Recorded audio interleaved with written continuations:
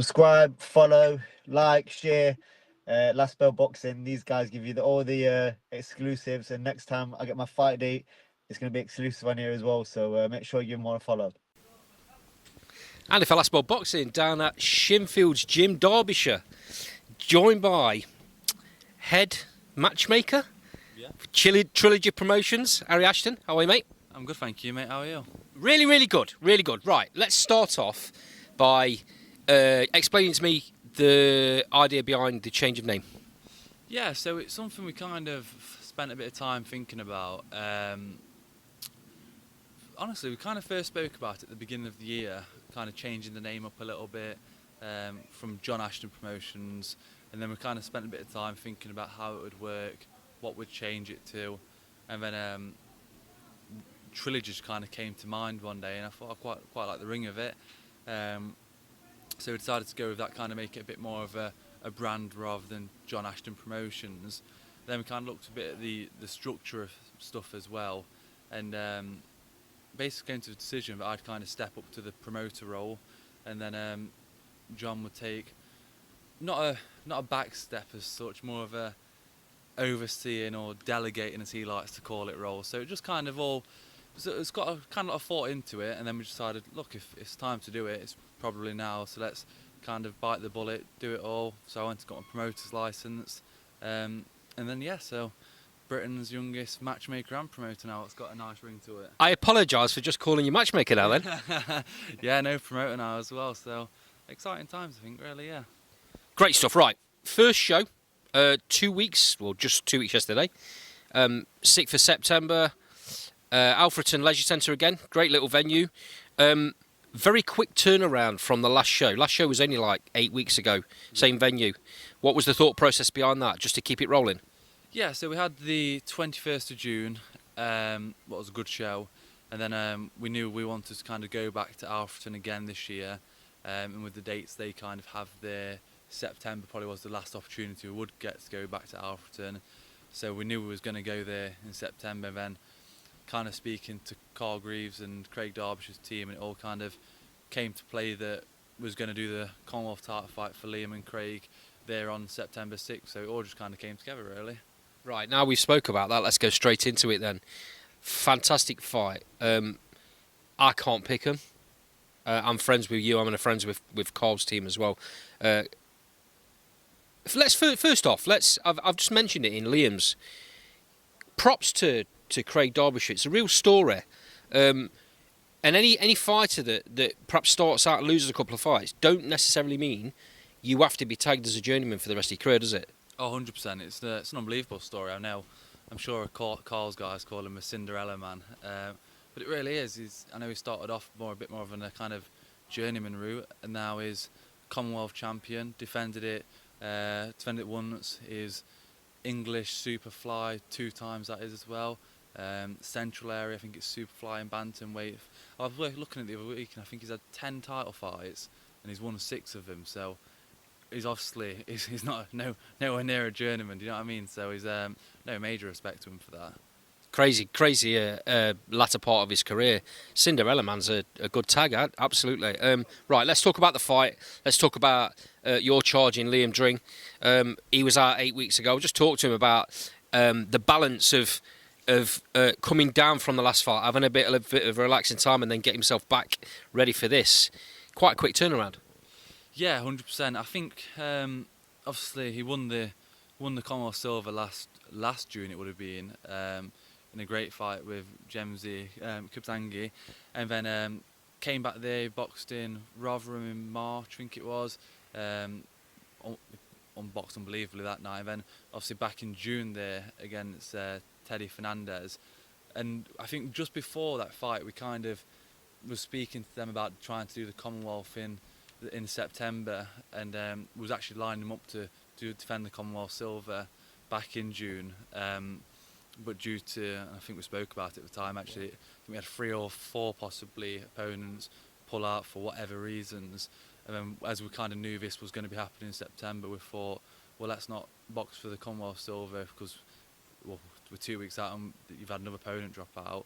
So we got Teddy Fernandez, who really, I think when you think about that fight as well, it was 8 rounds, and it was a real all-action, both coming forward 8 kind of rounds. What was probably a good last fight for him before stepping up to the Commonwealth with Derbyshire. Speaking of pullouts and speaking of difficulties, you've now got the headache of not only trying to matchmake fights but promoting them as well. Your old man stepped to one side and let you take over. I'm saying that very very quietly because he's just walked past me. Difficult because this started out as a 7 or 8 fight card. Yeah. It's now down to 4. I know we've just spoke off here about the potential of getting a couple more fights on, but how tough has it been? Yeah, we've been kind of working non-stop on it, to be fair. I think, well, we started off, I think it was 7 or 8. I'm trying to think, it might be 7. And then on the week of the announcing the show, we had a couple of pullouts there, but then left us with 4.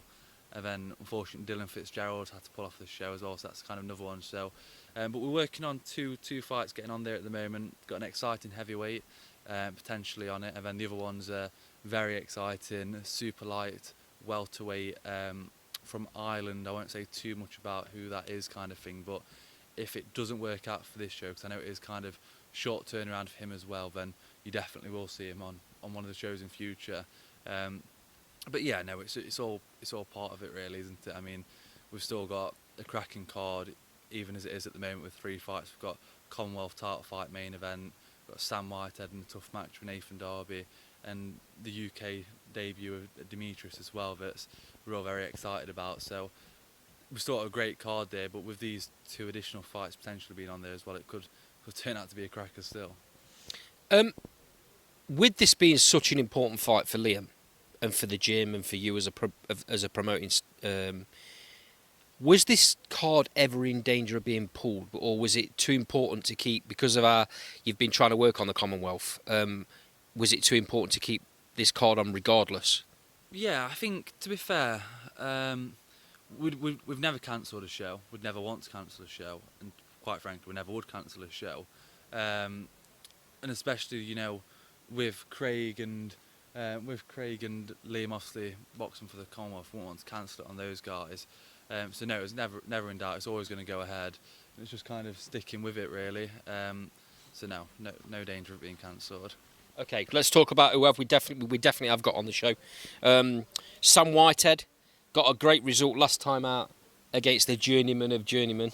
Yeah. He looks in a real positive frame of mind. I've just been chatting to him in the gym. He seems really up for it. Looks in really good shape already.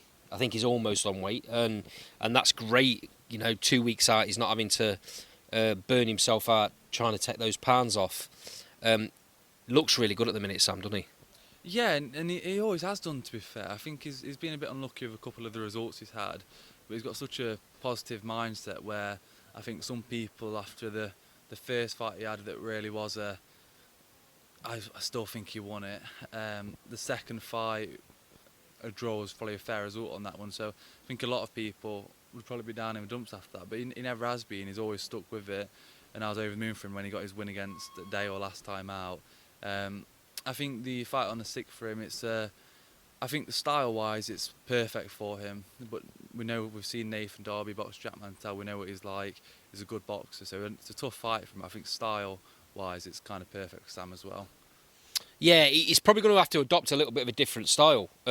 Again, not wanting to give too much away, but he boxed beautifully. Yeah. In his last fight against Dale.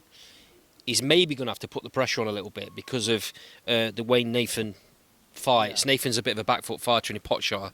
Yeah, 100%. He likes to move around, kind of slip shots and stuff. But I feel like the way Sam's style is, he can.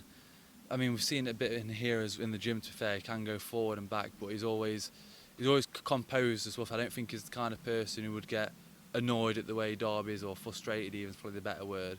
I think it's a good test for him to kind of see where he's at the moment, but also enough of a test that you can kind of see the skills he has got as well. Okay, last but by no means least, I'm not sure what his nickname is, but I'm calling him the Lithuanian Monster because of what I've seen in the gym. Yeah. He's destructive. Demetrius, how do you pronounce his last name? Mikavius. To be fair, a lot of us call him Damien, a lot of us call him Damel, and then Lithuanian monster as Demetrius, so I think he just likes to be called whatever, to be fair, but no, an absolute monster. The guy's got a bit of everything really. He's fast and skillful, powerful. No, really looking forward to seeing how he goes on in his UK debut. So he's had 2 fights, both over in Lithuania, I believe. 1 win, 1 draw. Yeah. This is his UK pro debut. What do you expect from him? I think it's just I know the fights he's had there. The one he's boxed out, I think it was 4-0 over in his second fight or first fight, I think it was even. So we know he's obviously had a bit of a tough match at the moment. I think you look at his record and you think it's probably not what people expect. But when you look at who he's boxed in 2 fights, they're not bad people. So I think for him it's just kind of getting out there in front of the fans he's got from Nottingham, showing what he can do over 4 rounds, and expecting an exciting, electric performance from him. Okay, let's move on from this show. Actually, before we do that, just look down the camera and tell everyone where they can get tickets from. To get tickets from any of the boxers, Liam, Craig, then obviously from Demetrius, Sam Whitehead, from Trilogy Promotions or Shinfields, Jim Avon as well. Great stuff. Right, moving on to a show on the 20th of September, Leicester Arena. That's a Calgary's promote show, but you've got one of your charges on there in Toby Bassett. Yep. What's the kind of thought process of having Toby down there? It's a little bit close to home, I'm guessing. Yeah, that's it. All Toby's fights have been up in Derby, so I think really it was just kind of a different mixed venue for him. Leicester, kind of different experience for as well on a different promotion. Obviously, we got on very well with Carl, so it kind of just worked well. We had a few of Carl's guys on last time, Joe Mooney and Callum Blockley, who were both on that card as well actually. So it just worked well. So we spoke to Carl about getting him on there, and it's a bit close to home as well.